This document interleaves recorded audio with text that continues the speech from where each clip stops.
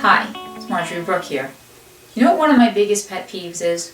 That children do not get rehab. Think about it. 1 out of 3 children will end up in a cast in their life, in their childhood. And we all know when we think about the cast and the cast being taken off that the arm's going to be a little atrophied, it's a little, from being in the cast, and they're going to need to work to bring that back a little bit. But that's not the only thing that's going on. When a child has a cast, multiple things are happening, not just under that cast. It's also the child is now changing the way he or she uses their body. They're changing their gait, the way they walk, due to the weight of the cast. They're changing how they carry things, how they move, due to the lack of ability to use that arm or that leg or wherever the cast is.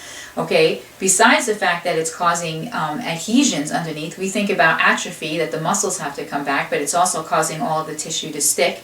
It can also be causing a little malformations in the fingers of the arm that has the cast, or the leg, the toes. Let's say they have a cast on their leg. What if they're using crutches and they've changed the way they stand with their posture? All of these factors need to be addressed, but what happens is they bring the child in to have the cast removed. They remove the cast, and then they find, okay, the bones are healed, everything healed properly. Do they give that child physical therapy? No. Do they go over with the parents exercises or things to look out for or changes in the child's body? No. They basically say, go play. And children do not get any attention paid to them.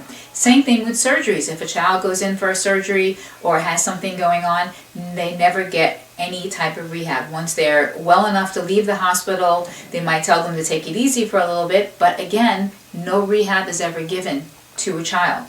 And that's something that we really have to pay attention to. When our children have an incident, for say, which they fall off their bike, right? And they fall forward on the tricycle and they hit the chin on the handlebar, or the typical learning how to ride the bike and they fall over and land on their head or on their hip. We pick them up, we clean them off, we put the Band-Aid on, we kiss the boo-boo, and we say, go play.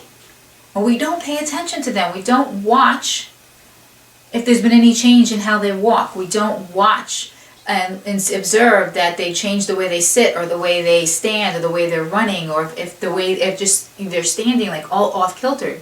We have to understand that our children are on a specific growth path. And if anything takes them off that path, say a fall, a cast, an injury, we have to make sure that we put them back onto that growing path. Or when they become an adult, they're going to end up with issues. I can tell you right now, probably 60% of the clients that end up on my table and in my treatment room, we can probably trace back a large percentage of their injuries, that their current day injury,